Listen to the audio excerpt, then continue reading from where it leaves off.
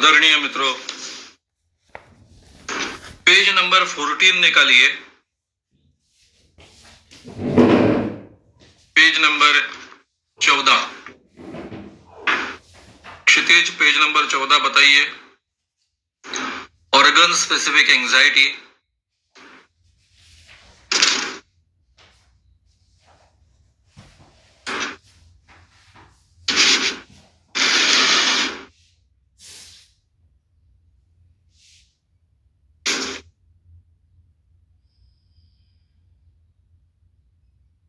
क्षितिज,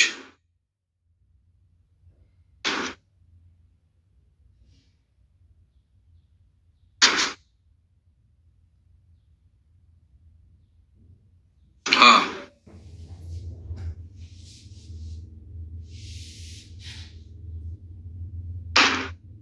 organ specific anxiety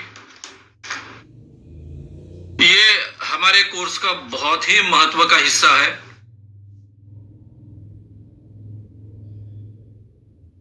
यानी B course की खासियत क्या? तो lots of suggestions, 4 pathways to the subconscious, brain functioning और प्रैक्टिकल क्षेत्र में ऑर्गन स्पेसिफिक एंजाइटी। एंजाइटी के बारे में हमने बहुत विस्तार से विचार किया है, आप सभी जानते हो। एक कोर्स में हमने जो स्ट्रेस मैनेजमेंट सीखा है उसमें एंजाइटी का मतलब हमने ठीक ढंग से समझ लिया है, कैसे निर्माण होती है, क्यों निर्माण होती है, उसके पीछे विचार कहां तक जिम्मेदार है, ये सब बातें हमने सीख ली है। ये सब बातें आप जानते हो, ये मानकर मैं आगे की बात आपके सामने कर रहा हूं। जो लोग भूल गए होंगे वो उन लोगों ने उसका रिवीजन करने का है। एंजाइटी यानी चिंता, अस्वस्थता। ये जो एंजाइटी होती है वो शरीर के कई अंगों पर दुष्परिणाम करती है।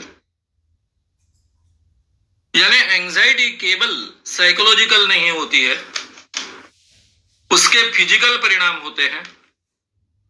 यह मैंने पहले भी आपको समझाया था। हमारी सभी बीमारियों के पीछे, जिनको हम दुर्लभ बीमारियां कहते हैं, असाध्य रोग कहते हैं,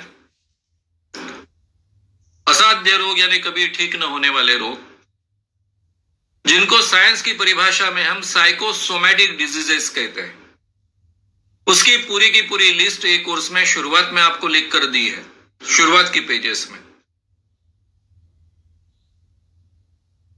तो एंजाइटी की विशेषता आपके ध्यान में आई होगी, वो केमिकली डिपॉजिट होती है।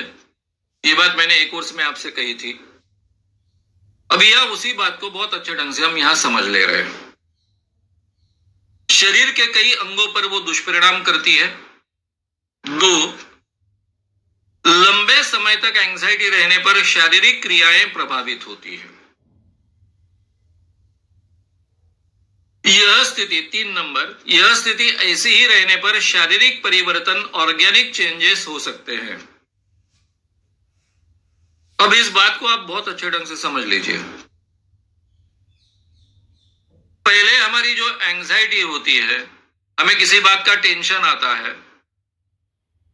टेंशन और एंजाइटी में हम फर्क करते हैं, क्योंकि मुझे जब टेंशन आता है तब मेरे ध्यान में आता है कि इस बात का मुझे टेंशन आया। और जनरली ये टेंशन साइकोलॉजिकल होता है। यानी मुझे कोई परफॉर्मेंस देना है, मेरी एग्जाम नजदीक आ गई है, मुझे कोई पेपर देना है, या फिर कोई काम मुझे पूरा करना है, मुझे भाषण देना है, मुझे लोगों के सामने गाना गाना है। तो ये किसी कारणवश मुझे टेंशन आता है। शुरुआत में टेंशन ये साइकोलॉजिकल दिखता है, लेकिन जब एंजाइटी निर्माण होती है तो ये किस कारणवश निर्माण हुई इसका आभास हमें नहीं रहता है। अस्वस्थ लगता है, चिंताग्रस्त लगता है। यानी लगातार टेंशन की साइकोलॉजिकल कंडीशन एंजाइटी बनती है।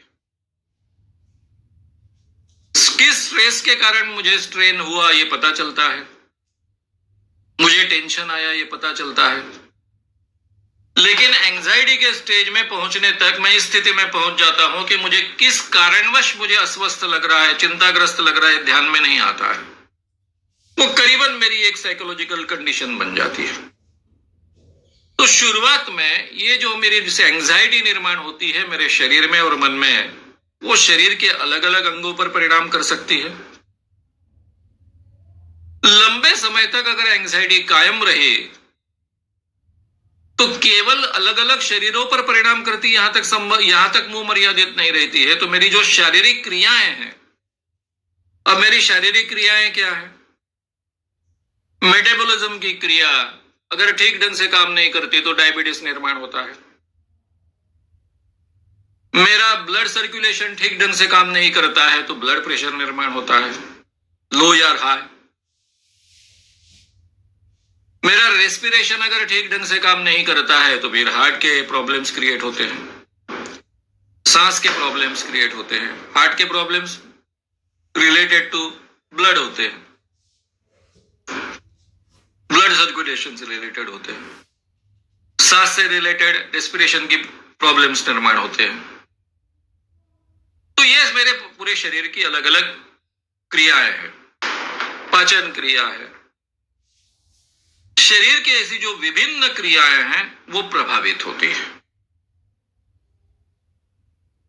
और ये स्थिति अगर कायम रही, पहले साइकोलॉजिकल कंडीशन है जो शरीर के अलग अलग अंगों पर प्रभाव करने का, दुष्परिणाम करने का संभावना होती है।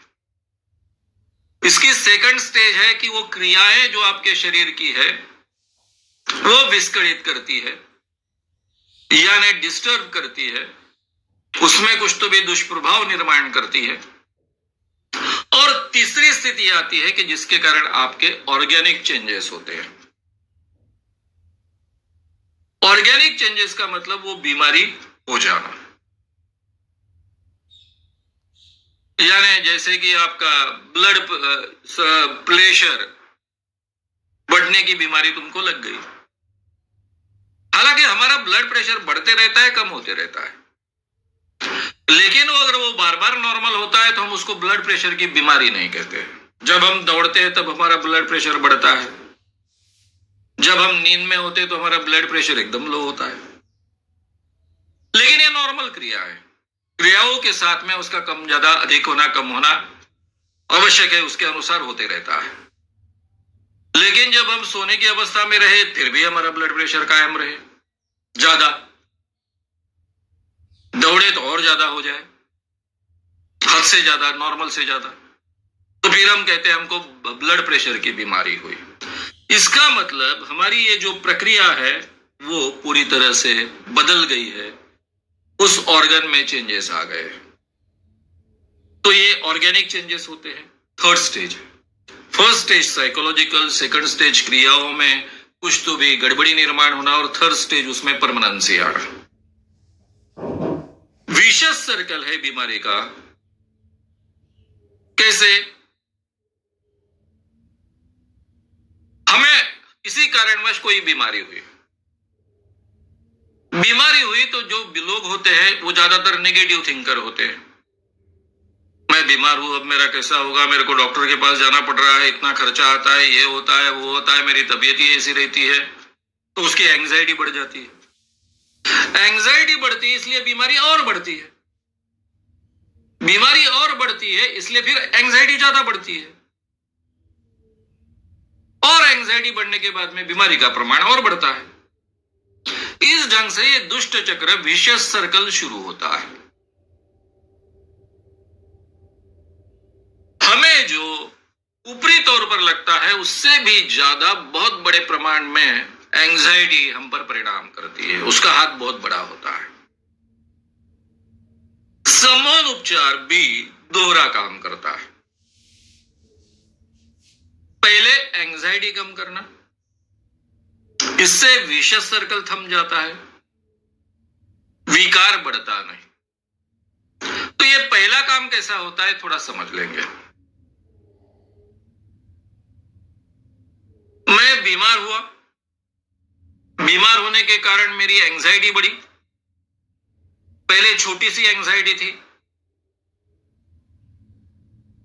मैं बीमार हुआ, बीमार होने के कारण मेरे एंजाइटी का प्रमाण बढ़ा, एंजाइटी ज्यादा हुई इसलिए मेरी बीमारी और ज्यादा बढ़ गई, बीमारी और ज्यादा बढ़ी इसलिए एंजाइटी और ज्यादा बढ़ गई, एंजाइटी और ज्यादा बढ़ गई इसलिए और बीमारी बढ़ गई, क्योंकि एंजाइटी का डायरेक्ट रोल बीमारी में होता है। वो कैसे, थोड़ी देर बाद हम समझ लेने वाले हैं। अभी पहले इतनी बात समझ लो। सबसे पहले हम सम्मोहन के द्वारा एंजाइटी को बहुत अच्छे ढंग से टैकल कर सकते हैं। एंजाइटी कम करने का काम सम्मोहन प्रक्रिया करती है, अगर बहुत अच्छे ढंग से हम कर पाए तो। जैसे ही हम सम्मोहन प्रक्रिया करते हैं और उसमें सजेशन का उपयोग करते हैं तो एंजाइटी का प्रमाण हम कम करते हैं। एक तो रिलैक्सेशन होता है, फिर साथ में पॉजिटिव थिंकिंग होता है। पॉजिटिव थिंकिंग होने के कारण एंजाइटी का जो विचारों का चक्र है उसको हम रोक पाते हैं। शरीर को पूरी तरह से रिलैक्स करते हैं, इस कारण एंजाइटी का जो परिणाम शरीर पर होता है उसको हम रोक पाते हैं। अगर हम एंजाइटी का प्रमाण कम करते हैं तो हमारी बीमारी जितनी है वो बढ़ेगी नहीं, क्योंकि एंजाइटी बढ़ेगी नहीं तो बीमारी बढ़ेगी नहीं, बीमारी बढ़ेगी नहीं तो एंजाइटी बढ़ेगी नहीं, यानी ये विशेष सर्कल आगे का हम रोक देंगे। हमें जितनी बीमारी हुई है उतनी रहेगी, एंजाइटी के कारण वो बढ़ेगी नहीं। सबसे पहले हमने विशेष सर्कल रोक दिया, ये पहली स्टेप है। दूसरी स्टेज, ये बहुत महत्व की स्टेज है, इसको हमको समझ लेना चाहिए, नेचुरल हीलिंग प्रोसेस। ये हमारी नेचुरल हीलिंग प्रोसेस है, हमारी इम्यून सिस्टम के द्वारा होती है। हमें कई बार लगता है कि दवाइयां हमें ठीक करती है, दवाइयां हमें ठीक नहीं करती है। हमारी इम्यून सिस्टम, जिसको हम रोग प्रतिकारक क्षमता कहते हैं, वो हमें ठीक करती है। इसका सबसे ज्यादा अच्छे ढंग से एहसास हमको एड्स के कारण हुआ, आम आदमी को हुआ। एड्स वैसे देखा जाए तो कोई बीमारी नहीं है, एड्स से कोई भी व्यक्ति मरता नहीं है, लेकिन एड्स की सबसे बड़ी खासियत ऐसी है कि वो हमारे इम्यून सिस्टम के जो व्हाइट सेल्स होते हैं उसी को खाना शुरू कर देते हैं। दिन ब दिन हमारी इम्यून सिस्टम कम होते जाती है।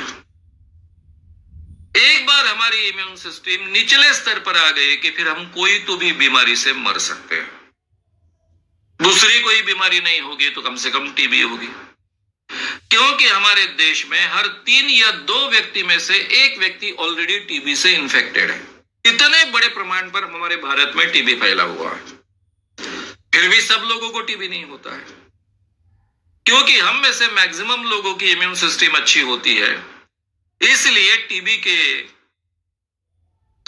जो भी परिणाम करने वाली चीजें हैं वो ऑलरेडी हमारे शरीर में होते हुए भी उसको कंट्रोल में रखा जाता है, उनको बढ़ने नहीं दिया जाता। वे बढ़ते नहीं है, इसलिए टीबी होता नहीं, यानी टीबी का जो परिणाम हम पर होना है, टीबी रोग होना है, वो होता नहीं। जैसे ही हमारी इम्यून सिस्टम लोअर हो जाती है, इम्यून सिस्टम की ताकत कम हो जाती है, तो हमको टीबी होता है। कुछ नहीं हुआ तो टीबी होता है, टाइफाइड होता है, अलग अलग ढंग की बीमारियां जो जीवाणुओं के द्वारा यानी वायरस के द्वारा और बैक्टीरिया के द्वारा हमें होते रहती है। वो कोई तो भी एक आध बीमारी को हम बलि चढ़ जाते हैं। एड्स के कारण नहीं मरते। एड्स ने हमारे सही माने में HIV जिसको हम कहते हैं उसके उन्होंने हमारे इम्यून सिस्टम को खत्म किया। इसलिए कोई तो भी बैक्टीरियल इन्फेक्शन से, कोई तो भी वायरल इन्फेक्शन से हम मर जाते हैं। ये इन्फेक्शियस बीमारियों में नेचुरल हीलिंग प्रोसेस कैसा काम करती है कि थोड़ा समझ लेंगे। कोई भी इन्फेक्शियस बीमारी से हमको दवाइयां बचाती नहीं है। दवाइयां क्या करती है? इन्फेक्शन का प्रमाण कम करती है। हमारी नेचुरल हीलिंग प्रोसेस को वो मदद कर सकती है। और दवाइयों का असर ये हो सकता है एंटीबायोटिक जैसे है, जिसके कारण ये इन्फेक्शंस का प्रमाण कम होता है, लेकिन पूरी तरह से नष्ट नहीं होता है। उनको पूरी तरह से नष्ट करना या फिर कंट्रोल में लाना, ये काम हमारी इम्यून सिस्टम करती है। इम्यून सिस्टम हमारे शरीर की बहुत महत्व की यंत्रणा है जिसके भरोसे हम जिंदा रहते हैं। ये सबसे पहले हमने बात को समझ लेना चाहिए। अब इम्यून सिस्टम के क्षेत्र में हम सम्मोहन क्या करता है? एक सिंपल रीजन ऐसा है, जब एंजाइटी का प्रमाण हमारे शरीर का बढ़ता है, शरीर में मन में बढ़ता है, क्योंकि उसका रूपांतरण फिजिकल होता है, तो जितना एंजाइटी का प्रमाण बढ़ेगा उतनी इम्यून सिस्टम हमारी लोअर स्टेज पर काम करेगी। जैसे जैसे हमारी एंजाइटी लोअर स्टेज पर आती है, कम से कम होती है, वैसे वैसे इम्यून सिस्टम की क्षमता बढ़ते जाती है और इम्यून सिस्टम पूरे ताकत से काम करती है।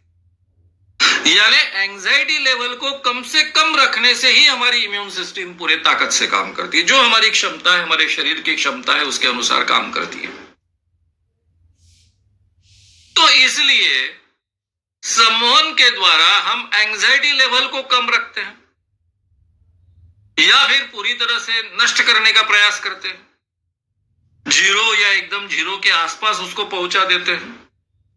इस कारण पहली स्टेज में ये जो एंजाइटी के कारण बीमारी बढ़ने का विशेष सर्कल है, बीमारी हुई, एंजाइटी बढ़ी इसलिए बीमारी बढ़ी, बीमारी बढ़ी इसलिए और एंजाइटी बढ़ी और फिर बीमारी बढ़ी, ये जो विशेष सर्कल है उसको हम रोक देते हैं। बीमारी है इतनी है, उतनी रहेगी। अब दूसरी स्टेज क्या होती है कि हम लगातार सम्मोहन करते हैं, उस ढंग के सजेशंस देते हैं। परिणाम ऐसा होता है कि हमारी जो एंजाइटी है उसकी लेवल एकदम कम हो जाती है। रेगुलर सम्मोहन हम करेंगे, उसमें सजेशंस भी देंगे। एंजाइटी के लिए तो सजेशंस होते ही है, पॉजिटिव विचारों के भी सजेशंस होते हैं। एंजाइटी बढ़ने का सबसे बड़ा कारण नेगेटिव थिंकिंग भी होता है।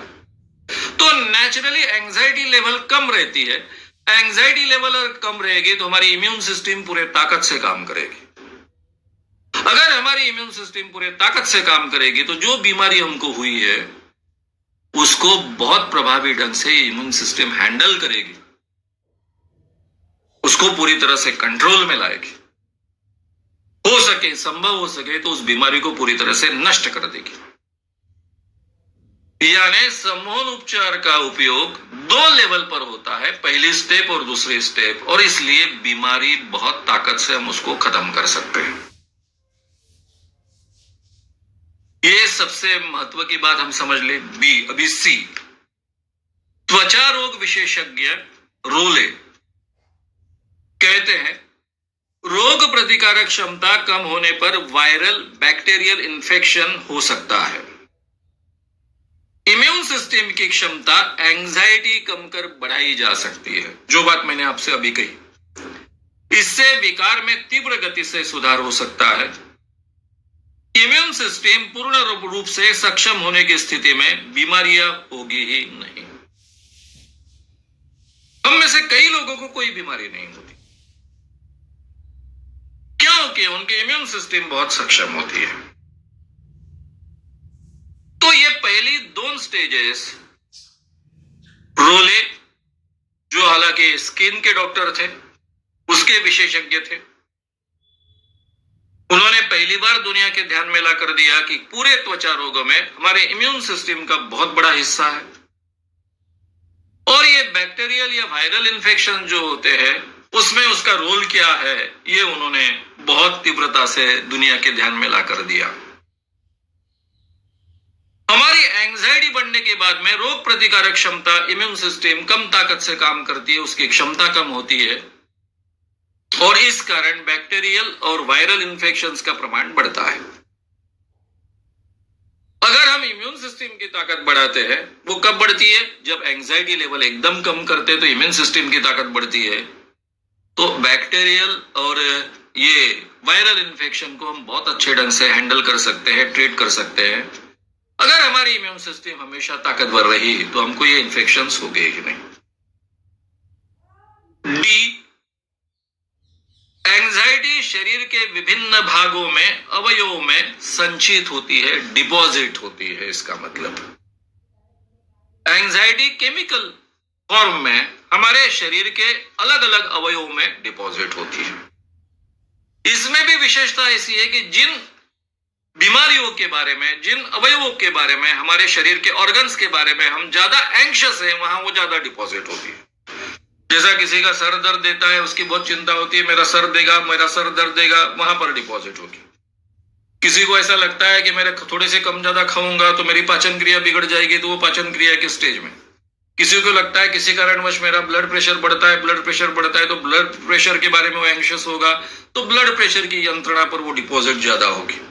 तो जिस चीज के बारे में हम ज्यादा एंग्शियस होते हैं, वहां वो डिपॉजिट होती है। ई साइकोसोमैटिक, मनोकायिक और शारीरिक रोगों में भी उपयोगी सिद्ध होती है। क्या सिद्ध होती है? शारीरिक रोग ठीक करने का काम तो क्या करती है? इम्यून सिस्टम करती है। जो मनोकायिक रोग होते हैं, जिनका ओरिजिन साइकोलॉजिकल होता है, लेकिन जो शरीर पर दिखते हैं रोग, वो शारीरिक रोग जैसे दिखते हैं, उनके क्षेत्र में भी इम्यून सिस्टम बहुत महत्व का रोल प्ले करती है। और इम्यून सिस्टम को ताकतवर बनाना या कमजोर बनाना, इसमें एंजाइटी महत्व का रोल प्ले करती है। और एंजाइटी को कम करने की क्षमता सम्मोहन प्रक्रिया और सम्मोहन के साथ में आने वाले सजेशन, जिसमें हम पॉजिटिव विचार और थिंकिंग को महत्व देते हैं, उससे हमारी एंजाइटी लेवल कम रख सकते हैं, उसको कम कर सकते हैं, उसको कम किया जाता है। इसलिए डायरेक्टली उसका संबंध इम्यून सिस्टम से आता है। डायरेक्टली उसका संबंध इम्यून सिस्टम से आने के कारण इम्यून सिस्टम ही हमारे शारीरिक रोग ठीक करती है और साइकोसोमैटिक रोग कंट्रोल में लाती है। इसलिए दोनों रोगों के बारे में इसका डायरेक्ट परिणाम होता है। अब जो है न्यूरो साइको इम्यूनोलॉजी, ये नई विकसित शाखा है। कहा जाता है कि सूचनाओं द्वारा इम्यून सिस्टम की क्षमता बढ़ाई जा सकती है। इसके बारे में संशोधन शुरू है। इम्यून सिस्टम की ताकत सजेशन द्वारा बढ़ाई जा सकती है। अगर ये सिद्ध हो गया और सही माने में हम डायरेक्टली सजेशन देकर हमारी इम्यून सिस्टम की ताकत बढ़ा सके, तो मेडिसिन का आज का जो रोल है, उस रोल में ही बहुत फर्क आएगा। मुझे आप पूछेंगे तो मेरे 38 सालों के अनुभव के आधार पर मैं डेफिनेटली कह सकता हूं कि हमारी इम्यून सिस्टम को बढ़ाने में हमारी सजेशन और पॉजिटिव थिंकिंग बहुत महत्व का रोल प्ले करती है। इतना तो मैं डेफिनेटली कह सकता हूं मेरे खुद के अनुभव के आधार पर, और मेरे स्टूडेंट्स आज तक जो लोग मुझसे सीखे हैं, अपने जीवन में जिन्होंने कुछ बदलाव लाए हैं, आरोग्य के क्षेत्र में कुछ प्रभावी ढंग से सुधार प्राप्त किए हैं, उनके रिपोर्ट जो मैं सुनते आया हूं और जो रिसर्च आज तक इस क्षेत्र में हुए हैं, उसके आधार पर तो मैं डेफिनेटली कह सकता हूं। तो मित्रों, ये बातें मैंने आपके सामने रखी, ये नियम है। इस नियम के आधार पर हमने ये एंजाइटी टैकल करने की यंत्रणा विकसित की, जिसको हम कहते हैं ऑर्गन स्पेसिफिक एंजाइटी। इसके लिए हमको ये स्टेजेस अमल में लाने हैं। ये बहुत महत्व का हिस्सा होने के कारण मैं बहुत डेप्थ में जाकर आपको समझा रहा हूं। ऑलरेडी आप ऑर्गन स्पेसिफिक एंजाइटी उपयोग में लाना आपने शुरू किया है। आज अपना 5वां दिन है। डे 1 से हमने जो प्रक्रिया का उपयोग किया है, उसमें 2 चीजों के बारे में ऑलरेडी हम ऑर्गन स्पेसिफिक एंजाइटी तंत्र का उपयोग करते हैं। हमारी पाचन क्रिया के बारे में और हमारे ब्रेन के बारे में। ब्रेन और स्पाइनल कॉर्ड, रीढ़ की हड्डी। इसके लिए स्टेप्स क्या है? पहली स्टेप है टोटल रिलैक्सेशन, यानी सारे शरीर को पूरी तरह से रिलैक्स करना। सम्मोहन के जरिए करिए, रिलैक्सेशन के जरिए करिए। ऑलरेडी हम सम्मोहन का उपयोग करते हैं, उसके कारण पूरा शरीर हमारा रिलैक्स होता है, शरीर का हर ऑर्गन रिलैक्स होता है। मैं यहां पर पॉजिटिव ट्रांस की प्रक्रिया उपयोग में लाता हूं और ये रिलैक्सेशन के कारण पेट के और छाती के परिसर की हमारी सभी यंत्रणाएं रिलैक्स हो जाती है और इसलिए हम पैरासिम्पैथेटिक नर्वस सिस्टम एक्टिवेट कर पाते हैं और पॉजिटिव ट्रांस में जाते हैं। तो सबसे पहली बात है, हम पूरा का पूरा शरीर रिलैक्स करते हैं, टोटल रिलैक्सेशन। फिर सेकंड पार्ट है स्पेसिफिक ऑर्गन रिलैक्सेशन। यानी जिस ऑर्गन के बारे में हमें सूचनाएं देनी है, जिस ऑर्गन के बारे में हमें सुधार प्राप्त करना है, उस ऑर्गन को रिलैक्स कीजिए। स्पेसिफिक ऑर्गन कंसंट्रेशन, तीसरा मुद्दा। हम उस ऑर्गन को रिलैक्स करते हैं और हमारे शरीर का, ब्रेन का और खास कर इम्यून सिस्टम का ध्यान उस स्पेसिफिक ऑर्गन की तरफ खींचने के लिए स्पेसिफिक ऑर्गन कंसंट्रेशन करते हैं। अब कंसंट्रेशन के लिए ब्रीद इन ब्रीद आउट, सांस छोड़े सांस ले, इसका भी उपयोग करते हैं, या फिर रक्त प्रवाह बढ़ रहा है, रक्त की गति बढ़ रही है, इसका भी उपयोग करते हैं। Specific organ post hypnotic suggestion,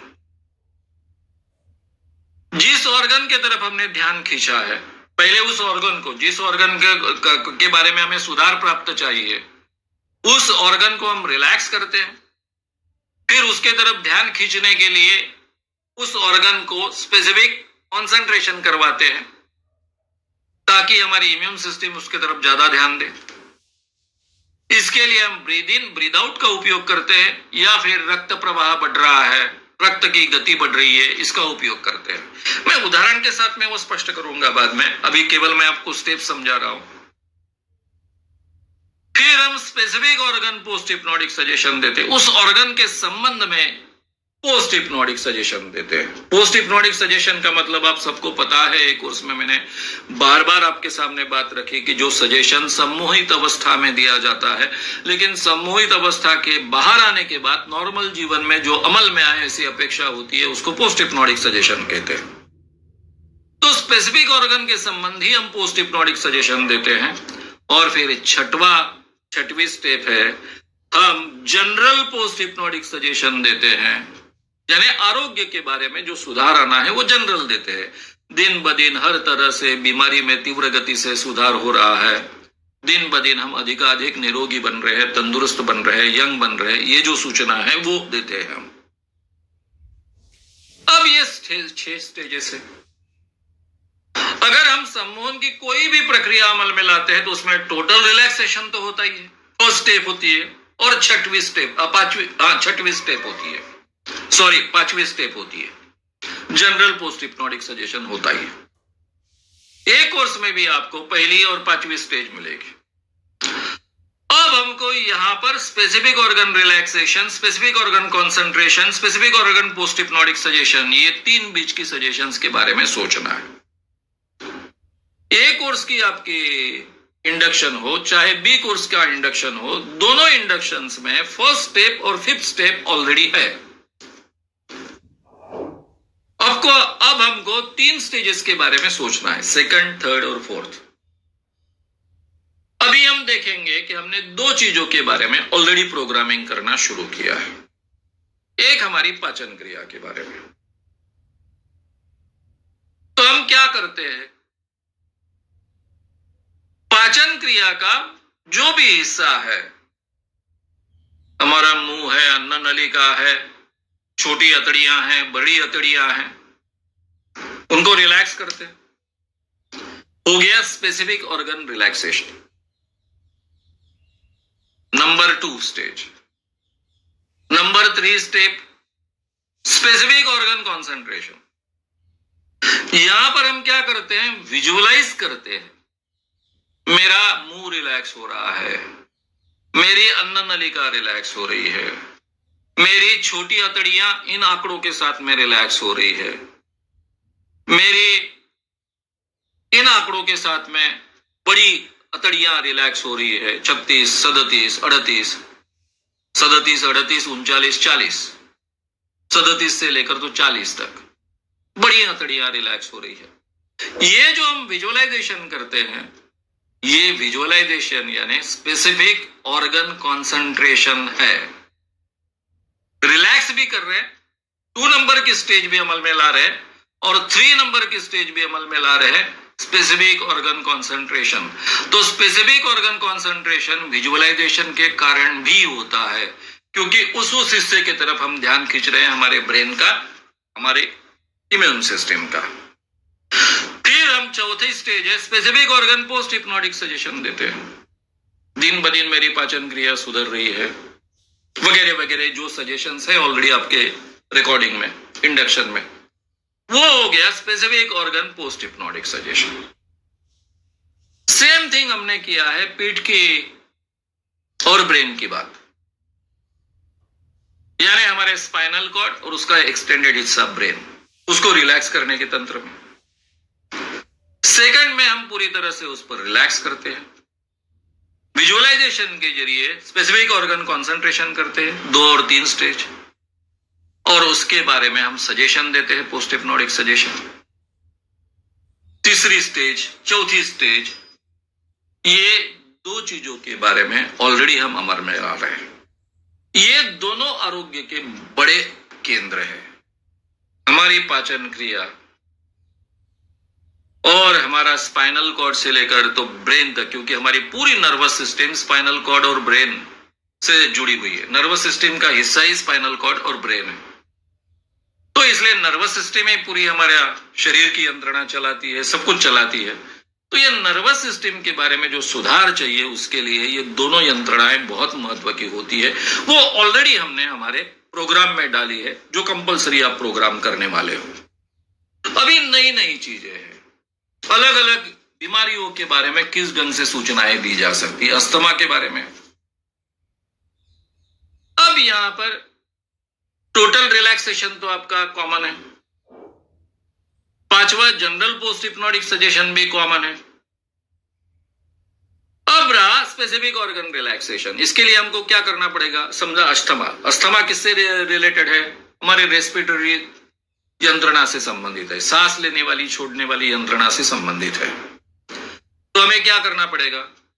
सबसे पहले सांस लेने वाली यंत्रणा हमको रिलैक्स करनी होगी, हमको विजुअलाइज करना पड़ेगा। अगर आपने सांस लेने वाली यंत्रणा कभी देखी नहीं है तो आजकल तो बहुत इजीली फिगर्स मिल जाती है, गूगल में सर्च कीजिए, देख लीजिए अपनी यंत्रणा कैसी है सांस लेने की छोड़ने की। तो वो यंत्रणा पूरी तरह से विजुअलाइज कीजिए, रिलैक्स कीजिए, फिर बाद में पोस्ट हिप्नोटिक सजेशन जोड़ दीजिए। हर ली हुई सांस के साथ श्वसन प्रक्रिया अधिकाधिक निरोगी सशक्त बन रही है, छोड़ी हुई हर सांस के साथ अस्थमा, सर्दी, एलर्जी निकल जा रही है। इसमें जो भी एडिशन आपको करना है, तो इसका मतलब ऐसा है कि आपको जो भी बीमारी के बारे में इसका उपयोग करना है, उसकी यंत्रणा को आपको समझना है। पहले ये बड़ा डिफिकल्ट होता था, हमें स्पेशलाइज्ड लोगों की मदद लेनी पड़ती थी। आजकल गूगल भाई ने हम सब पर बहुत उपकार किए, इजीली ये सब चीजें हमको मिल जाती है। केवल फिगर नहीं मिलती है तो यंत्रणा कैसे काम करती है ये भी हमको मिल जाता है गूगल पर। तो इसलिए उस यंत्रणा को समझ लीजिए और उसमें किस ढंग के सुधार चाहिए उस ढंग से स्पेसिफिकली विजुअलाइज कीजिए, उस ढंग के वर्डिंग का उपयोग कीजिए। या मैंने केवल पोस्ट हिप्नोटिक सजेशन लिख कर दिया है। 2 और 3rd स्टेज आपको इमेजिन करनी है। तो अस्थमा के बारे में 2 स्टेज क्या हो गई? आप पूरी श्वसन यंत्रणा नाक से लेकर तो पूरी श्वसन यंत्रणा जो अंदर तक काम कर रही है उसको विजुअलाइज कीजिए। विजुअलाइज करते वक्त उसको पहले रिलैक्स कर दीजिए और रिलैक्स करने के बाद में उसके साथ में ये जोड़ दीजिए कि हर ली हुई सांस के साथ श्वसन प्रक्रिया अधिकाधिक निरोगी सशक्त बन रही है, छोड़ी हुई हर सांस के साथ अस्थमा, सर्दी, एलर्जीज और जो भी आवश्यक है वो निकल जा रहा है। सूजन होगी, जो भी होगा, सूजन हो सकती है नाक में हमेशा अस्थमा में, तो सूजन निकल जा रही है, ये उसमें ऐड करेंगे। जो भी आवश्यक होगा उसमें ऐड करेंगे। त्वचा रोग के बारे में, जिस हिस्से में आपका त्वचा रोग काम कर रहा है, ज्यादा प्रभावी है, उस भाग को पहले रिलैक्स कीजिए, उस हिस्से को रिलैक्स कीजिए, यानी स्पेसिफिक ऑर्गन रिलैक्सेशन हो गया। फिर स्पेसिफिक ऑर्गन कंसंट्रेशन बढ़ाने के लिए वहां रक्त प्रवाह बढ़ रहा है, ये इमेजिन कीजिए। इमेजिन करने के साथ में भी कंसंट्रेशन होता है और रक्त प्रवाह बढ़ रहा है, ये फीलिंग के साथ भी कंसंट्रेशन होता है।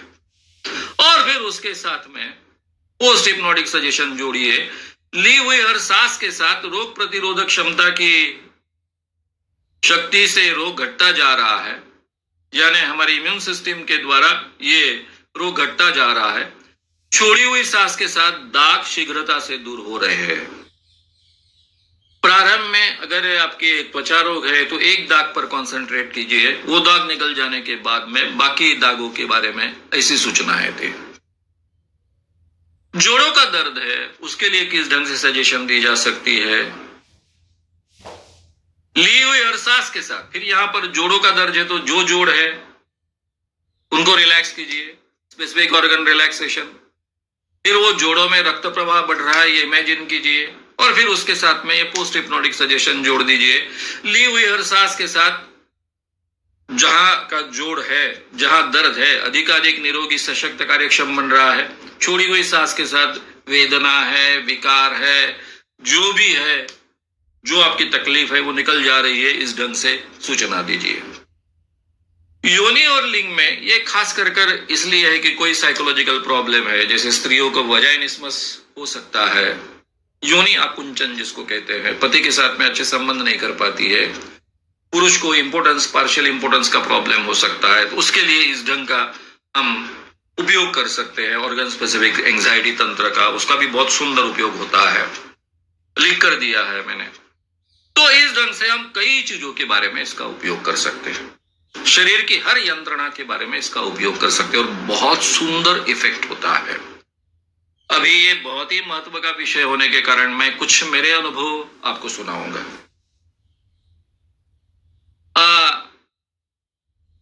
मैं करीबन सम्मोहन तंत्र की थियोरेटिकल चीजें बहुत अच्छे ढंग से एटी से जानता हूं।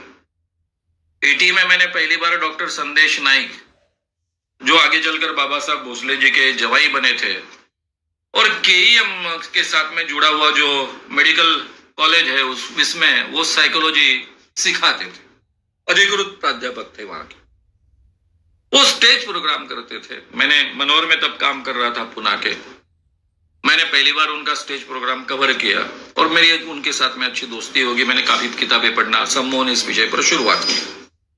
उसके पहले भी सम्मोहन के बारे में कुछ पढ़ा था, लेकिन वो बहुत ही अंधविश्वासी था, उसको उसके साथ में जोड़ना ठीक नहीं होगा। शुरुआत में मुझे कोई बहुत साइंटिफिक किताबें नहीं मिली। जो किताबें मैंने शुरुआत में पढ़ी थोड़ी सी साइंटिफिक, थोड़ी सी अनसाइंटिफिक ऐसी ही थी। लेकिन 83 से मैं खास ध्यान, जब से मैंने अखिल भारतीय अंधश्रद्धा निर्मूलन के द्वारा ये अंधविश्वास के खिलाफ के काम की शुरुआत 82 के एंड में की, तो मुझे तुरंत 83 में उसकी तरफ ध्यान देना पड़ा, सम्मोहन की ओर। फिर सम्मोहन का, अभी डॉक्टर संदेश नाइक उपलब्ध नहीं थे, वो अमेरिका चले गए थे, तो नेचुरली मेरे पास कोई ऐसा व्यक्ति नहीं था कि जिनके ऊपर मैं भरोसा करूं, तो इसलिए मैंने केवल किताबों के माध्यम से स्टडी करना शुरू किया। तो मेरा थियोरेटिकल नॉलेज 80 से शुरू हो चुका था, वो थोड़ा और बढ़ा, और प्रैक्टिकली 83 पे मैंने इसकी शुरुआत, लोगों पर प्रयोग करना, समझ लेना क्या पॉसिबल है क्या नहीं पॉसिबल है, इस ढंग से शुरुआत की। यानी मैं 83 से सम्मोहन का प्रैक्टिकली उपयोग कर रहा हूं। 80 से मुझे सम्मोहन के बारे में थोड़ी बहुत अच्छे ढंग से थियोरेटिकल जानकारी है। 89 के दरमियान जब मेरा संगठन टूट गया तो मुझे अस्थमा हुआ। हमारे नागपुर के डॉक्टर अरबट, अशोक अरबट उनका नाम है, न्यूरोलॉजिस्ट है, उन्होंने एमडी उस विषय में किया और बाद में अमेरिका से डिप्लोमा भी लिया है। वो मेरे अच्छे मित्र है, तो उनके पास गया, उन्होंने अस्थमा है करके डायग्नोस किया, मुझे दवाई याद दी, अभी भी मुझे याद है। ऑट्रोविन नाम की कोई ऐसे लिक्विड होता था, वो नाक में डालना है, और इनहेलर था, फेंटल इनहेलर कुछ तो भी था, तो ये इनहेल बीच बीच में फुस करते हैं, वो जो अस्थमा में होता है, वो हर 3-4 घंटे में मुझे वो दवाई लेनी पड़ती थी। अगर मैं नहीं लेता तो मेरा पूरा का पूरा गला चोक होता था। अब उन दिनों में मेरे भाषण वैसे ही मैंने बंद कर दिए थे, लेकिन बहुत निमंत्रण होते थे। हर एक को मैं कह नहीं सकता था कि मैं बहुत डिप्रेशन में हूं, मेरा संगठन टूट गया है, मेरी इच्छा नहीं है, तो एक दबाव में मुझे भाषण के लिए जाना पड़ता था। तो एक भाषण में गया, हमेशा मैं 3-4 घंटे बोलने वाला व्यक्ति आधा पौन घंटा बोलने के बाद ही मेरा गला चोक होने लग गया। वो भाषण मैंने 1 घंटे के पहले ही रोक दिया, और मुझे बहुत बुरा लगा, क्योंकि जीवन का ये मेरा पहला अनुभव था, इस ढंग से मुझे भाषण रोकना पड़ा। मुझे बहुत बुरा लगा। उन दिनों में मैं सम्मोहन का बहुत अभ्यास कर रहा था, घर में ही था, किताबें और मैं ऐसा पूरा घर में बैठा रहता था। तो मैं डॉक्टर साहब के पास गया और मुझे आज का उनका अनुभव बताया मैंने, और मैंने कहा कि मुझे इस ढंग से जीना नहीं है, मैं मरना पसंद करूंगा लेकिन इस ढंग से मुझे जीना नहीं। हर 3-4 घंटे के बाद में मुझे दवाई लेनी पड़ती है, नहीं तो मेरा गला और पूरा तरह सांस चोक हो जाती है। तो मैंने जो कुछ पढ़ा है सम्मोहन के बारे में उसका मैं उपयोग करने वाला हूं। होगा तो होगा, नहीं तो मैं मरूंगा, लेकिन मैं दवाई नहीं लूंगा। तो डॉक्टर साहब ने कहा कि तुम कह रहे हो, उनका मेरे पर काफी विश्वास है, मेरे अभ्यास पर विश्वास है, मेरे प्रामाणिकता पर विश्वास है, काफी सालों से मुझे देखते आए थे। वो कहे कि मैं अगर डिप्लोमा करने के लिए नहीं जाता अमेरिका तो मैं तो तुमको सीधा नकार देता कि ये मूर्खता मत करो, मर जाओगे। लेकिन अस्थमा में साइकोलॉजिकल बहुत बड़ा हिस्सा होता है, ये मुझे अच्छे ढंग से पता चला वहां पर। तो इसलिए मैं प्रयोग करने की अनुमति तुमको देता हूं, लेकिन जब भी आवश्यकता पड़े तब दवाई लो, अड़ के मत रहो, नहीं तो मर जाओ। और मैंने उस दिन से तय किया, सम्मोहन का उपयोग मैं करते गया। ऑर्गन स्पेसिफिक एंजाइटी ऑलरेडी मैं सिखाता था, लेकिन खुद के लिए कभी उपयोग नहीं किया था। आवश्यकता भी मुझे पहले महसूस नहीं हुई थी, और मैंने ऑर्गन स्पेसिफिक एंजाइटी के लिए उसका उपयोग करना शुरू किया। अभी इस बात कोई 89 की बात है, अभी 2020 में हम हैं, 31 साल हुए हैं। ये 31 सालों में मैंने एक भी बार दमा की दवाई नहीं ली है। अब दमा 100% गया क्या? दमा की व्यक्ति हिमालय में घूमना बहुत डेंजरस होता है। मैं हर साल हिमालय में घूमने के लिए जाता हूं, और 2-4 दिन के लिए नहीं जाता हूं, 15-15, 20-20 दिन घूमते रहता हूं। मुंबई में रहता हूं, नागपुर में रहता हूं, नागपुर की ठंड, मुंबई का, पुणे में रहता हूं, लगातार चेंजेस होते रहते हैं। मैं इजीली उसके साथ में कोप अप कर सकता हूं, एडजस्ट कर सकता हूं, क्योंकि किसी भी कारणवश आपको एक बार साइकोसोमैटिक बीमारी हुई तो वो जिंदगी भर आपके साथ में रहती है। 100% कभी वो ठीक नहीं होती है। तो मैं ये दावा तो नहीं कर सकता कि 100% दमा पूरी तरह से ठीक हुआ, लेकिन दमा की कोई भी खास तकलीफ न होते हुए मैं अपने आप को बहुत अच्छे ढंग से कोप अप कर सकता हूं। लेकिन मुझे डेली दवाई नहीं लेनी पड़ती, लेकिन मुझे सम्मोहन प्रक्रिया में ये सजेशन देनी पड़ती है, ऑर्गन स्पेसिफिक एंजाइटी तंत्र का उपयोग करना पड़ता है। ये मानकर चलिए कि जिन बीमारियों के लिए हमेशा दवाई लेनी पड़ती है, उन सब बीमारियों के लिए आपको डेली सजेशंस लेने पड़ते हैं। जैसा हमें अलग अलग बीमारियों के लिए अलग अलग दवाइयां लेनी पड़ती है, वैसे ही हमें अलग अलग बीमारियों के लिए अलग अलग ऑर्गन स्पेसिफिक एंजाइटी तंत्र का उपयोग करना पड़ता है, और उसके लिए अलग अलग सम्मोहन के सेशन लेने की आवश्यकता नहीं। एक ही सम्मोहन के सेशन में सबके आप सजेशन दे सकते हो। शुरुआत में आपको एक एक सजेशन अलग अलग देना चाहिए, यह आग्रह होता है।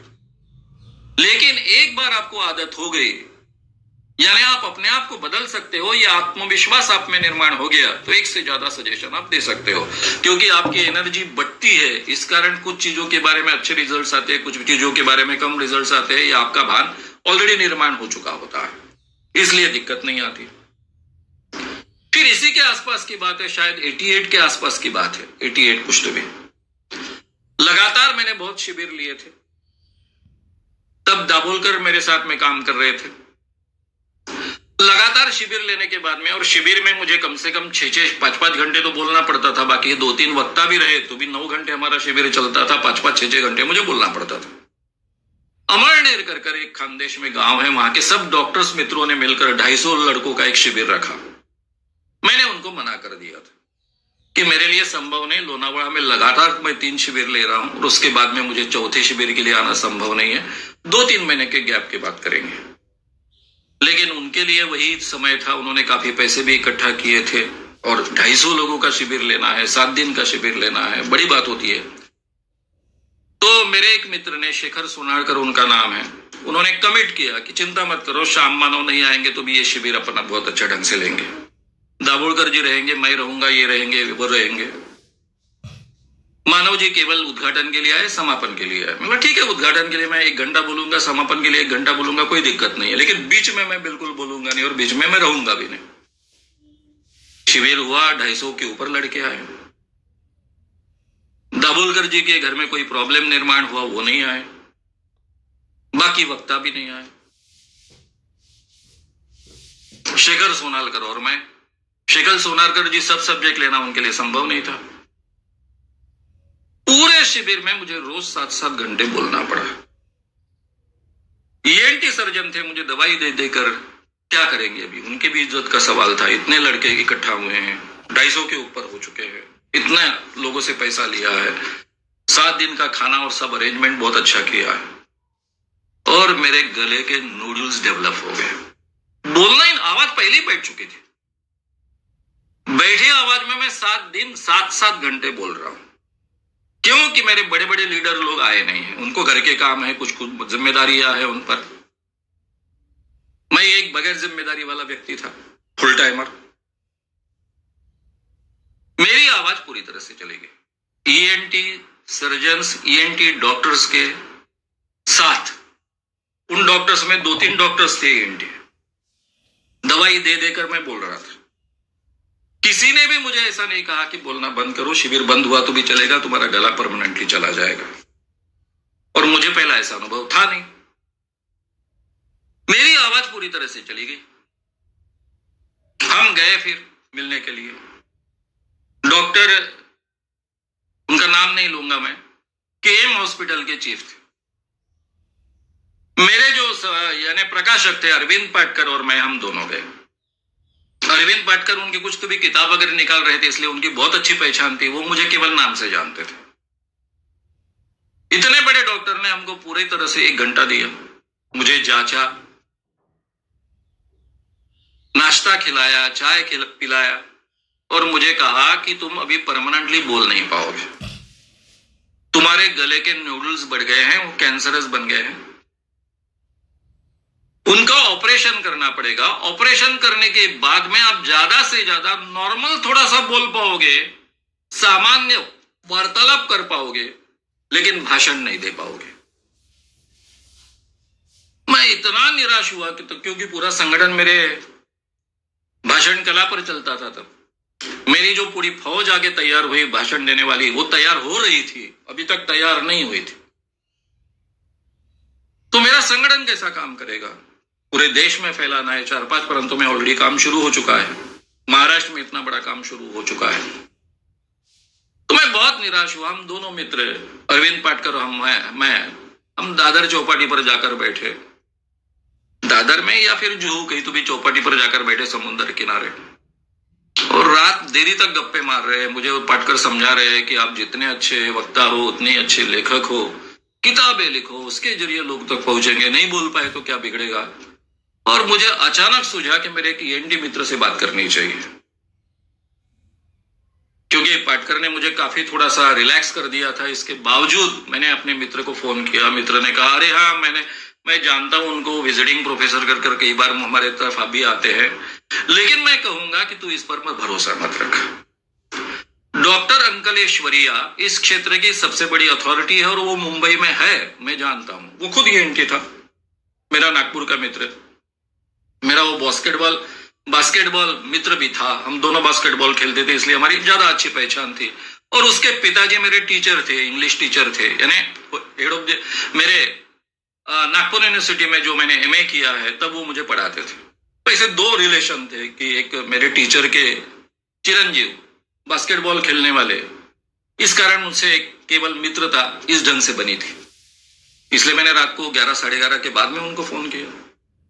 उन्होंने फोन उठाया, बातचीत की, मुझे समझाया कि कल ही आप जाओ, मैं अपॉइंटमेंट लेकर रखता हूं, मुझे मालूम है वो है, मैंने कुछ पेशेंट्स भेजे हैं, वे कभी कभी भारत में रहते हैं, तो उनसे आप बात कीजिए। मैं अंकलेश्वरी तरफ गया।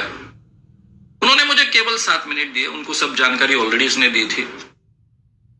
और मेरे मित्र ने बताया था कि श्याम मानव सम्मोहन प्रक्रिया सिखाते हैं, हिप्नोथेरेपी सिखाते हैं, डॉक्टर्स को सिखाते हैं, उन्होंने यहाँ डॉक्टर्स के कुछ कोर्सेज भी लिए हैं, ये सब बातें उनको बताई थी।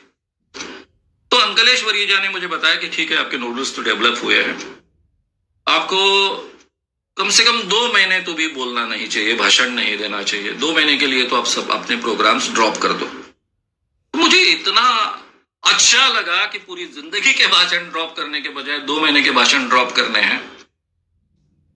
फिर उन्होंने वो पूरा देख के मुझे बताया कि आपको दवाइयां मैं देता हूं उसका कोई उपयोग नहीं होगा, केवल सूदिंग इफेक्ट होगा, दवाइयों का कोई इसमें ज्यादा रोल है नहीं, आप विश्रांति लीजिए। और आपने जो जो उपयोग में लाते हो उसमें कुछ तो भी ऑर्गन स्पेसिफिक एंजाइटी कहा है। अब मेरे काफी स्टूडेंट, मैं घूमते रहता हूँ, अमेरिका में विजिटिंग प्रोफेसर जाता हूँ, इंग्लैंड में जाता हूँ, तो मेरे काफी स्टूडेंट उसका उपयोग करते हैं, डॉक्टर स्टूडेंट्स उपयोग करते हैं। तो इसलिए मुझे थोड़ी बहुत जानकारी उसकी है, और आप तो उसके बारे में बहुत कुछ जानते हो, आप तो सिखाते हो, तो उसका आप उपयोग कीजिए। 1 महीने बाद मुझे बता दीजिए, 1 महीने बाद फिर से मैं आ रहा हूँ मुंबई में, तब आप मुझे बता दीजिए। 1 महीने बाद गया तो वो एकदम से रिलैक्स हो गए, बहुत अच्छे ढंग से इंप्रूवमेंट है, और 1 महीना विश्रांति लीजिए और आप बोलना शुरू कीजिए। अब मैं डेली ऑर्गन स्पेसिफिक एंजाइटी मेरे नोडल्स के लिए मैं उपयोग में लाता हूं, और आप जानते हो कि मैं डेली 4-4 घंटे बोलता हूं। तो ये दूसरा है IBS, इरिटेबल बाउल सिंड्रोम। ये जनरली घूमने वाले व्यक्तियों को होता ही है, और मैं घूमने वाला व्यक्ति हूं। तो मुझे बहुत पहले, यानी 73-74 से ही IBS शुरू हो गया। जेल में 75 में गया, बहुत तकलीफ हुई। मेरे एक डॉक्टर विवेक कुलकर्णी नाम के मित्र थे, बहुत कम उम्र में वो रीडर बने और मेडिसिन के प्रोफेसर थे। KM हॉस्पिटल है हमारे नागपुर का, वहां पर वो सिखाते थे। तो वे अलग अलग प्रयोग मुझ पर करते थे। ये दवाई कुछ 1-2 साल में, फिर वो दवाई काम करना छोड़ देती, हर 3 महीने बाद में कोर्स आता था। ये इरिटेबल बाउल सिंड्रोम, यानी आपके शरीर में पाचन क्रिया में हमेशा बदलाव होते रहते हैं। कॉन्स्टिपेशन होता है, डायरिया होता है, फिर कॉन्स्टिपेशन होता है, फिर डायरिया होता है, ये साइकिल चलते रहता है। दवाइयां लेने के बाद में थोड़ा कंट्रोल आता है, फिर कुछ दिनों के बाद में वो दवाइयां काम नहीं करती, फिर दूसरी दवाइयां, ये सब प्रोसेस चल रही थी। 90 के आसपास में मेरे पेट की स्थिति इतनी बिगड़ गई कि भाई पुणे के एक डॉक्टर से मिलने गया, उन्होंने ऑपरेशन रिकमेंड किया। बहुत बड़े डॉक्टर थे, उनका बहुत बड़ा नाम है, उन्होंने ऑपरेशन मुझे रिकमेंड किया। और तब मेरे दिमाग में आया कि अरे मैं इसका ऑर्गन स्पेसिफिक एंजाइटी क्यों नहीं उपयोग में ला रहा हूं, क्योंकि ऑलरेडी मैंने अभी नूडल्स के लिए और अस्थमा के लिए इसका उपयोग किया था, और उसके रिजल्ट्स मैं देख रहा था। तो मुझे क्या उसको जोड़ना ही था, मैंने उसको जोड़ दिया, और तब से आज तक दवाइयां लिए बगैर कोई ऑपरेशन मुझे करना नहीं पड़ा, मैंने किया नहीं। और उसके बाद में मेरे काफी स्टूडेंट्स ने इसका उपयोग किया IBS ठीक करने के लिए। इरिटेबल बाउल सिंड्रोम की इतनी, उससे साइकोलॉजिकल परिणाम इतने विचित्र होते हैं कि कभी आपको हमेशा महसूस होता है कि मुझे टट्टी को जाना पड़ेगा, टट्टी को जाना पड़ेगा, और इसलिए कई लोग डिफंग हो जाते हैं। वो घर के बाहर नहीं पड़ना चाहते, क्योंकि कब लैट्रिन में जाना पड़ेगा इसका भरोसा नहीं है, इस डर के कारण। और लैट्रिन में जाने के बाद में होगी इसकी कोई गारंटी नहीं। ऐसे विचित्र सिचुएशन निर्माण हो जाती। मैंने अपने पूरे जीवन में इसका साइकोलॉजिकल परिणाम तो बिल्कुल नहीं होने दिया, लेकिन फिजिकल परिणाम तो था, उसको भी बहुत अच्छे ढंग से। ये जब से ऑर्गन स्पेसिफिक एंजाइटी तंत्र मैंने 90 के आसपास के, थोड़ा 91 के पहले शुरू किया, आज तक उसका मैं उपयोग कर रहा हूं। सोरेसिस के बारे में मेरे कुछ मित्रों ने इसका बहुत सुंदर उपयोग किया है। यानी मेरे एक डॉक्टर मित्र है, मैं नाम लेना टालूंगा, एक कोर्स नागपुर में हुआ, उसमें 300 के ऊपर लोग थे, उसमें डॉक्टर्स की संख्या 250 के ऊपर थी, क्योंकि डॉक्टर्स लोगों ने आयोजन किया था उसका। तो एक डॉक्टर MD पैथोलॉजी, उनकी मेरी पहले पहचान नहीं थी, कोर्स में ही पहली बार आए थे, और हम नीचे उतर रहे थे और मुझसे पूछ रहे थे कि सोरियासिस के लिए इसका उपयोग होता क्या। एक कोर्स, वो भी 3 दिन का कोर्स था, छोटा सा कोर्स था। आखिरी के दिन मुझसे पूछ रहे थे। डेफिनेटली डायरेक्ट सजेशन का भी परिणाम होगा, लेकिन सही माने में B कोर्स में हम ऑर्गन स्पेसिफिक एंजाइटी तंत्र सीखते हैं, उसका बहुत ज्यादा उपयोग होता है। जैसा मैंने त्वचा रोग के लिए यहां लिख कर दिया है, उसी ढंग से उसका उपयोग करना है सोरियासिस के लिए। और डॉक्टर साहब ने डायरेक्ट सजेशन दिए और उनका सोरियासिस गया। उनको खुद को था, काफी साल से था, और वो इतनी बड़ी डॉक्टर फैमिली है कि हर फील्ड के डॉक्टर्स पूरे दुनिया में उनके फैले हुए हैं। वो खुद एमडी पैथोलॉजी है और पैथोलॉजिस्ट को सभी विषयों का ज्ञान बहुत अच्छा होता है क्योंकि उसके क्षेत्र में सभी डॉक्टरी के विषय आते हैं। वो जब सी कोर्स को आए, मुंबई में आए, दवाखाना बंद, प्राइवेट प्रैक्टिस करते इसके बावजूद बंद कर आए थे, तब उन्होंने अपना अनुभव सुनाया था कि मेरे रिश्तेदार पूरे दुनिया में डॉक्टर्स है, मैं कॉलेज में पढ़ाता था, लेकिन मुझे मालूम नहीं था कि साइकोलॉजिकली इसके सोरियासिस जैसे रोग पर इतने अच्छे परिणाम मिलते हैं। तो इतने हम लोग अज्ञानी होते हैं। तो मित्रों, सभी चीजों के बारे में, स्पॉन्डिलाइसिस है, डायबिटीज है, डायबिटीज के बारे में मैं कहूंगा। स्पॉन्डिलाइसिस मुझे हुआ, डॉक्टर मित्रों ने कहा कि भाई उम्र के साथ में तो होता ही है साहब जी, वो तो आपको सहन करना पड़ेगा। अब स्पॉन्डिलाइसिस तो उम्र के साथ में हुआ, लेकिन अभी भी मैं घंटों से ड्राइविंग करता हूं, 3-3, 4-4 दिन लगातार ड्राइविंग सीट पर बैठे रहता हूं। फिर ऑर्गन स्पेसिफिक एंजाइटी सबसे ज्यादा है महत्व का, वो डायबिटीज के बारे में। मैं बहुत शक्कर खाता हूं, मुझे खूब लोग कहते हैं शक्कर नहीं खाना, मुझे अच्छा लगता है। मैंने बोला शक्कर ही नहीं खाना तो पीना का को, मीठा अच्छा लगता है, मेरी चाय भी मीठी होती है। एक बार नागपुर में मेरा संगठन का एक शिविर था, बाल संगम, जिसको हम कौटुंबिक स्वास्थ्य कार्यशाला कहते हैं, संबंध बीड़ी वगैरह कहीं तो भी था नागपुर के आसपास। वो शिविर में मुझे 9-9 घंटे बोलना पड़ा। पहले भी विश्रांति नहीं मिली, बहुत बिजी था, बाद में भी विश्रांति नहीं थी। दूसरे दिन मेरे आंखों के डॉक्टर है, डॉक्टर एन डी पाटिल, मेरे मित्र है, संगठन के भी बहुत अच्छे मित्र हैं। उन्होंने मुंबई में भी आकर सी कोर्स किया था, तो उनको आंखें बताने के लिए गया। आंखें देखने के बाद उनको शंका आई, इसलिए उनके ही पास में लगकर, पैथोलॉजिस्ट थे बोरकर नाम के, उनके पास में मुझे लेकर गए। शुगर टेस्ट की गई और डायबिटीज डिक्लेयर हुआ। सभी मेरे डॉक्टर मित्र बहुत हिल गए, क्योंकि काफी डॉक्टर मित्रों ने सी कोर्स किया है कि सर को कैसे कैसे डायबिटीज हो सकता है। मैंने कहा कोई चिंता नहीं, मुझे पता है शुगर परसेंटेज क्यों ज्यादा निकला है। 3 दिन तक मैं ठीक ढंग से संबोधन नहीं कर पाया, 9-9 घंटे मुझे बोलना पड़ा। कार भी पावर स्टीयरिंग वाली, बगैर पावर स्टीयरिंग वाली कार थी, दूसरे की कार में लेकर गया था, उस कारण भी टेंशन बढ़ा है। आप चिंता मत करिए, एक दिन मुझे कल दीजिए, आज थोड़ी रात की विश्रांति, कल की विश्रांति, और परसों हम जांचेंगे। ये जो डॉक्टर बोरकर है, पैथोलॉजिस्ट है, उन्होंने ज्यादा प्रैक्टिस इंग्लैंड में की है। अभी अभी वो भारत में आए थे और वो बाकी अपने मित्रों को कहने लगे, डॉक्टर मित्रों, कितने कॉन्फिडेंस से आदमी कह रहा है कि परसों टेस्ट करेंगे। परसों क्या फर्क पड़ेगा, इतना परसेंटेज निकला है शुगर का। तो बाकी डॉक्टर बोले देखे ना, परसों तो देखेंगे अपन, है ही ना। अब उनको भी लगा कि कुछ तो भी ये बात कहे, इतना बड़े पैथोलॉजिस्ट है, इंग्लैंड में इतना काम किया है, ऐसे आदमी को कैसे कहे भाई कि नहीं सर वो सम्मोहन के द्वारा करेंगे कुछ तो भी, ऐसा कहना भी ठीक नहीं होगा। इसलिए उन्होंने कुछ कहा नहीं। और परसों में, यानी एक दिन के गैप के बाद में, हमने सब चेक किया, जो भी तरीका होता है, खाना खाने के पहले, खाना खाने के बाद में। डॉक्टर साहब ने खुद ही घर अपने खाना खाने को ले गए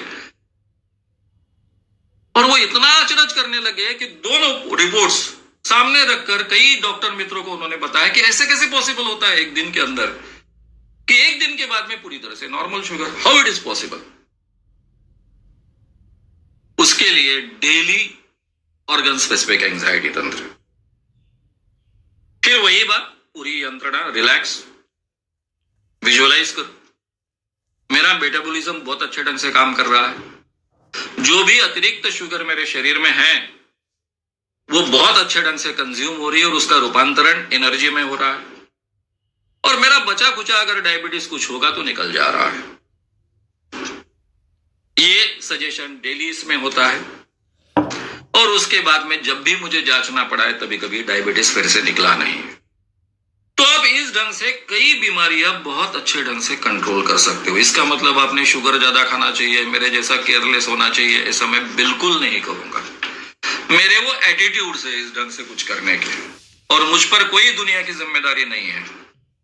मैं अकेला व्यक्ति हूं, इसलिए मैं ये सब रिस्क ले सकता हूं। मैं आपको इस ढंग से रिस्क लेने के लिए नहीं कहूंगा, लेकिन इतने अच्छे ढंग से इनका उपयोग होता है इतना डेफिनेटली मैं आपसे कहूंगा। तो हर प्रकार की शारीरिक या फिर साइकोसोमेटिक जो बीमारियां होती है उनके लिए आप ऑर्गन स्पेसिफिक एंजाइटी का बहुत सुंदर उपयोग कर सकते हो, और हर बीमारी के बारे में कुछ परसेंटेज में इसका परिणाम आपको मिलेगा ही, और कुछ बीमारियों के बारे में बेहतरीन रिजल्ट्स मिलेंगे। इतने कॉन्फिडेंस के साथ में मैं 38 सालों के मेरे अनुभव के आधार पर मैं कह रहा हूं। तो ये बहुत ही महत्व का हिस्सा है। बी कोर्स का सबसे ज्यादा महत्व का यह हिस्सा है जो प्रैक्टिकली आपके जीवन में उपयोग में आने वाला है। इसलिए मैंने बहुत विस्तार से ये बातें आपके सामने रखी, इतना समय इसके लिए दिया, उसका बहुत अच्छे ढंग से अपने जीवन में आप उपयोग कर लीजिए। अभी मित्रों हम अपना इंडक्शन ले रहे हैं B2 with gap. Kshitij B2 with gap लगाइए। आप सभी लोग रिलैक्स पोजीशन लीजिए। जहां तक हो सके हेडफोन का उपयोग करिए। शुरू कीजिए। B2 with gap, 3 minutes gap. सबको 3 मिनट्स गैप में आपको सूचनाएं देनी है। कल हमने उस पर प्रैक्टिस की थी और आज का हमारा सेशन 11:20 तक चल रहा है। शुरू।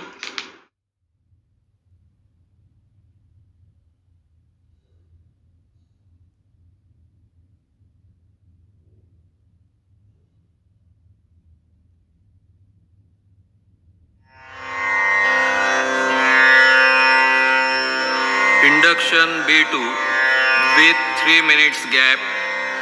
कोर्स भी, जिन्होंने कोर्स भी किया है उन्होंने ही यह इंडक्शन सम्मोहन प्रक्रिया उपयोग में लानी है। मैं श्याम मानव बोल रहा हूं। ज्यादा से ज्यादा रिलैक्स अवस्था में बैठिए या बिछाने पर लेटिए। मैं बोल रहा हूं वे शब्द मन ही मन रिपीट करें। आंखें बंद करो। सारा शरीर एकदम ढीला रिलैक्स करो। गहरी सांस लो और सांस छोड़ो। अब सारा ध्यान मेरी आवाज की ओर केंद्रित करो। केवल मेरी आवाज सुनो, अमल में लाओ। अभी आप धीरे धीरे आंखें खोलने वाले हो। धीरे धीरे आंखें खोलने की होड़ में कंपटीशन में शामिल होने वाले हो। आपको सामने पर्दे पर दिख रहा है। आंखें बंद होते हुए भी दिखता रहेगा। दिख रहा है तुम्हारी आंखें धीरे धीरे खुल रही है। एक, धीरे धीरे आंखें खुल रही है। 2, सहजता से धीरे धीरे आंखें खुल रही है।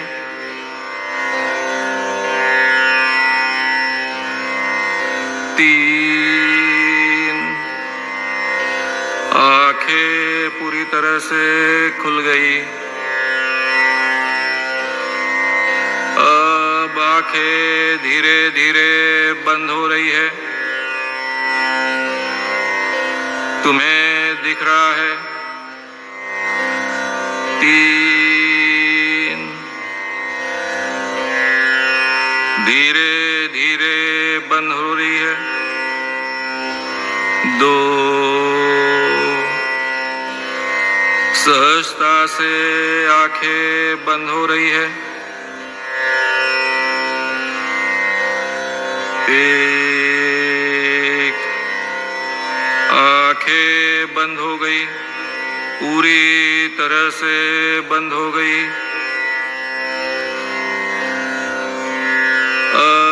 फिर से आंखें धीरे धीरे और धीरे खुल रही है। एक धीरे धीरे खुल रही है, फड़फड़ा रही है। दो सहजता से धीरे धीरे खुल रही है, फड़फड़ा रही है। तीन खुल रही है, पूरी तरह से खुल गई है। अब फिर से आंखें बंद हो रही, पर्दे पर दिख रहा है। तीन धीरे धीरे बंद हो रही है, धीरे धीरे फड़फड़ा रही है। दो फड़फड़ा रही है, धीरे धीरे बंद हो रही है। एक आंखें बंद हो रही है, पूरी तरह से बंद हो गई है। आपकी आंखें पलकें पूरी तरह से रिलैक्स रिलैक्स हुई है। रिलैक्स बोलते ही पलकों का रिलैक्सेशन सारे शरीर में फैलेगा। Now relax relax relax. सारा शरीर रिलैक्स रिलैक्स हो रहा है। चेहरा, सीट, दोनों हाथ, सारा शरीर, पैर पूरी तरह से रिलैक्स रिलैक्स हो गए। Now you are going deepest deepest possible, going deep deep sleep. पैरों के अंगूठे, उंगलियां, तलुए रिलैक्स। पैर, घुटने, जांघे, कमर रिलैक्स। पेट, छाती रिलैक्स। सांस नॉर्मल हो रही है। पेट, रीढ़ की हड्डियां, गर्दन रिलैक्स। कंधे, हाथ, हाथों के पंजे, उंगलियां रिलैक्स। जबड़ा, गाल, कान रिलैक्स। ओठ, नाक रिलैक्स। पलकें, आंखें रिलैक्स। भौहे, माथा, सिर रिलैक्स। सिर के अंदर का हर ब्रेन सेल रिलैक्स। सिर का दाया हिस्सा रिलैक्स। बाया हिस्सा रिलैक्स। बीच का हिस्सा रिलैक्स। सारा शरीर, ब्रेन पूरी तरह से relax relax relax. Now you are going deepest deepest possible, deep deep sleep.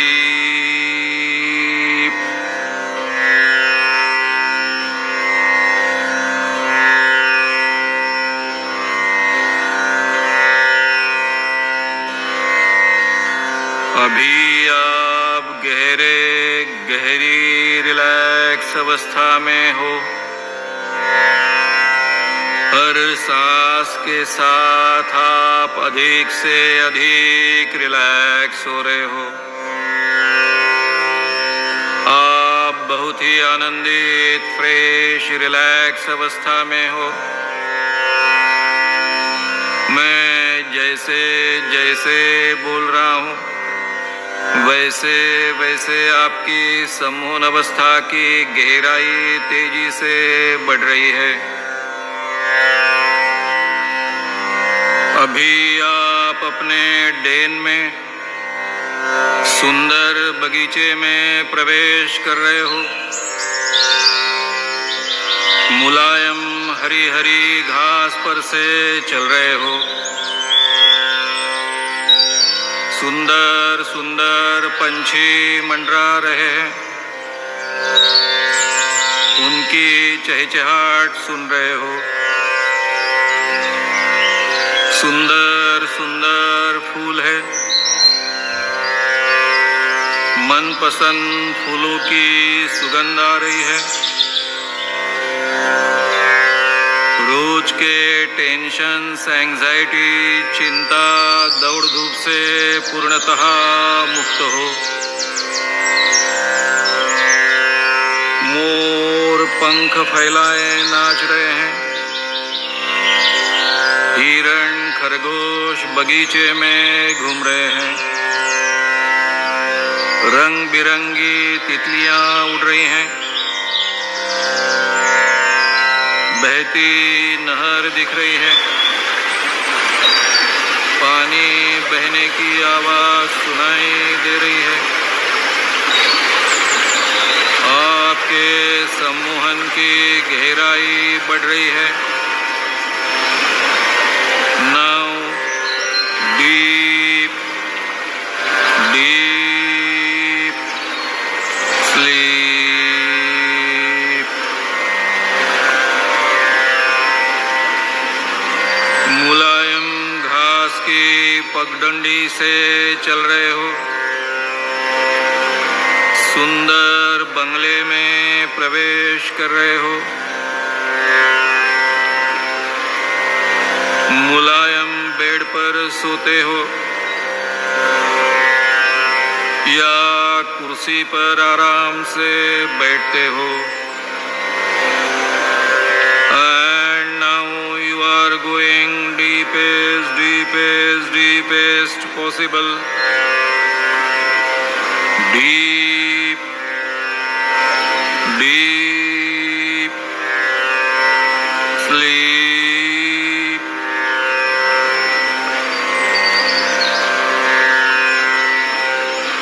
अभी आप बहुत ही गहरी, शांत, रिलैक्स सम्मोहन अवस्था में हो। केवल मेरी आवाज सुन रहे हो। मैं 1 से 20 तक गिनती गिनूंगा। मेरे हर शब्द के साथ, हर बढ़ते अंक के साथ आपकी सम्मोहन अवस्था बढ़ते जाएगी। अधिक से अधिक गहरी और गहरी शांत सम्मोहन अवस्था बढ़ते जाएगी। अभी आप पूरी तरह से रिलैक्स हो और ज्यादा रिलैक्स होने के लिए शरीर एडजस्ट करना जरूरी हो तो शरीर एडजस्ट कर सकते हो। Now you are going deep deep sleep.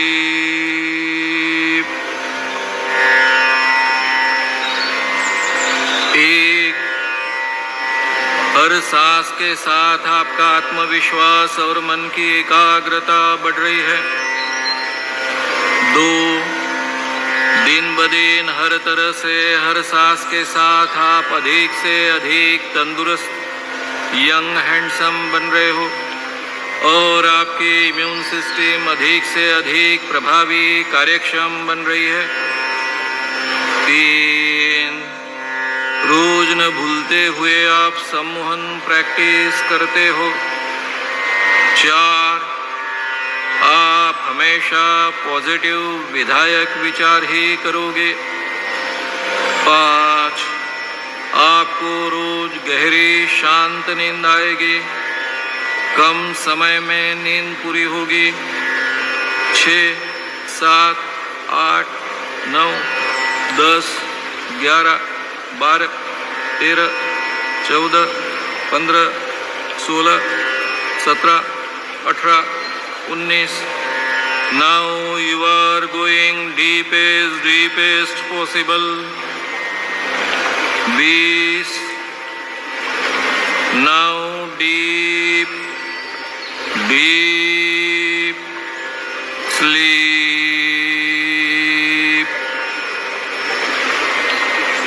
आप बहुत ही शांत गहरी सम्मोहन अवस्था में हो। रिलैक्स हो, रिलैक्स रिलैक्स रिलैक्स हो।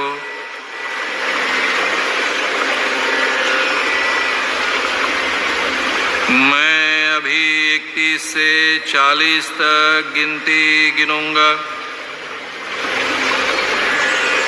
आपका मुख, अन्न नलिका, पेट की अतड़ियां तेजी से रिलैक्स होगी और आपकी सम्मोहन अवस्था की गहराई बढ़ते जाएगी। 31 से 36 अंक तक मुंह, अन्न नलिका, छोटी अतड़ियां रिलैक्स होगी। Now you are going deepest possible. Deep sleep. 31, मुंह अंदर से रिलैक्स। 32, अन्न नलिका रिलैक्स। 33, छोटी अतड़ियां रिलैक्स। 34, 35, 36, अब बड़ी अतड़ियां रिलैक्स। 37, दाहिने ओर की। 38, 39, बाएं ओर की। 40, and now deep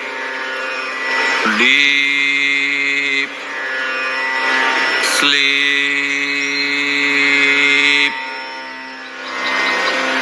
हर तरह से दिन ब दिन हर सांस के साथ अतड़ियां अधिक से अधिक सशक्त, निरोगी, कार्यक्षम बन रही है। दिन ब दिन हर तरह से हर सांस के साथ पाचन क्रिया सुधर रही है।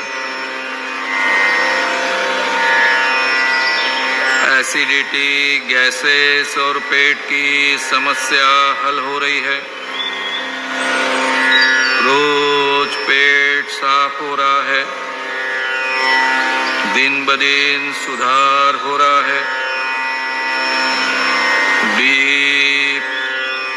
Deep sleep.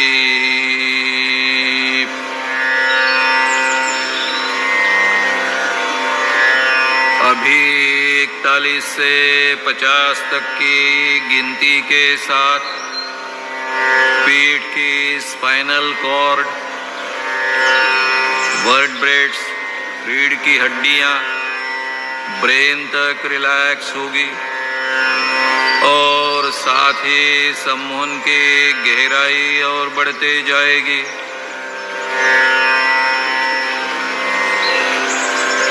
41 से 45 अंक के साथ कमर से गर्दन तक रिलैक्स।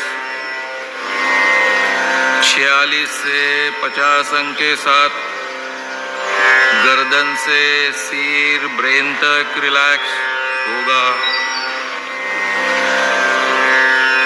पीठ की रीढ़ की हड्डियां रिलैक्स। 41, 42, 43, 44, 45। अब गर्दन से ब्रेन सिर रिलैक्स हो रहा है। 46,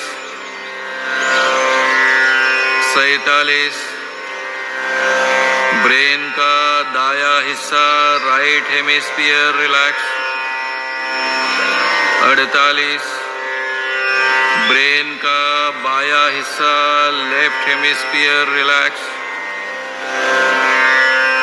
49, ब्रेन का बीच का हिस्सा कॉर्पस कैलोसम रिलैक्स। 50, सारा ब्रेन चेहरा सिर relax. And now you are going deep deep sleep.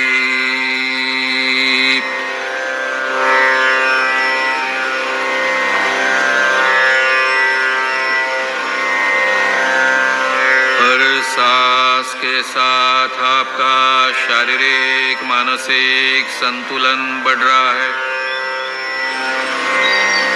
दिन ब दिन हर तरह से हर सांस के साथ आप अधिक से अधिक तंदुरुस्त निरोगी हैंडसम यंग बन रहे हो।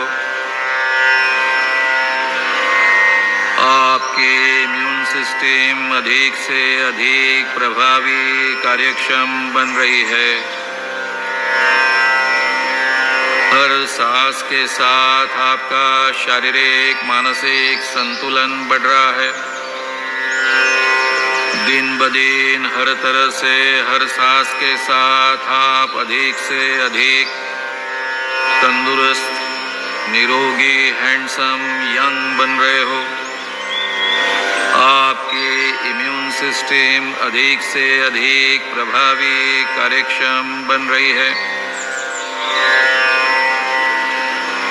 आप हमेशा ही शांत आनंदित निरोगी उत्साही अवस्था में रहोगे।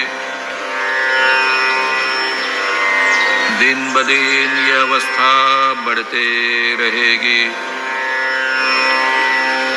Now deep deep sleep।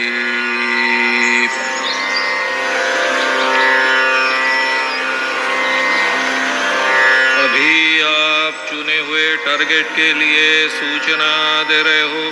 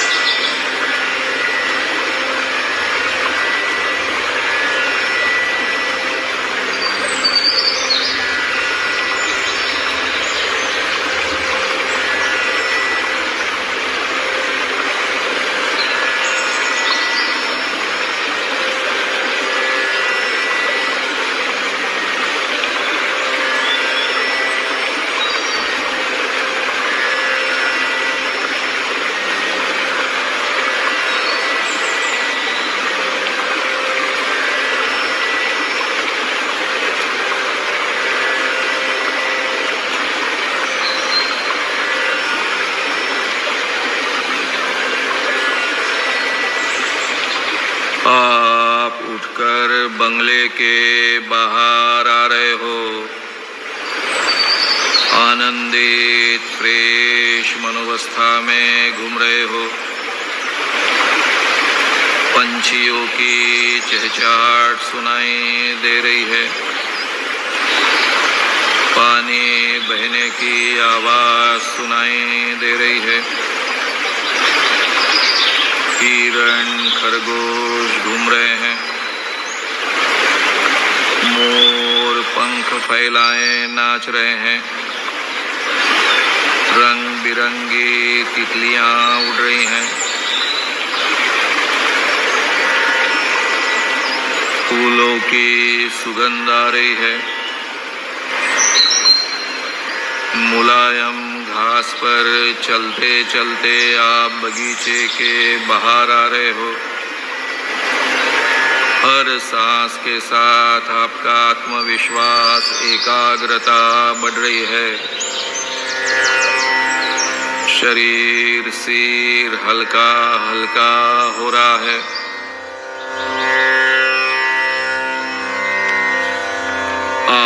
बगीचे के बाहर आए हो, बहुत ही शांत, आनंदित, फ्रेश महसूस कर रहे हो। 101। अभी आप धीरे धीरे जाग रहे हो। 102। आंखें, सिर, सारा शरीर हल्का हल्का हो रहा है, रिलैक्स रिलैक्स हो रहा है।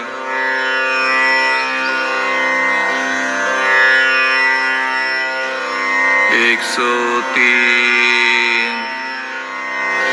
शांत, आनंदित, फ्रेश हो,